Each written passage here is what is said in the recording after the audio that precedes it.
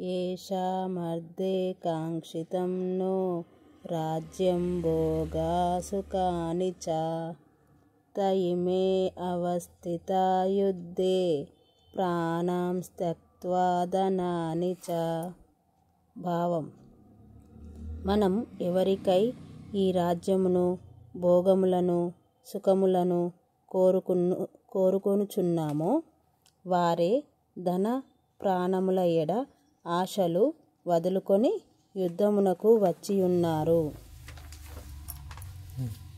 ఆచార్యః పితరః పుత్రా తథైవ చ పితామహః మాతులః శ్వశురః పౌత్రా శాలః సంబంధినస్తథా.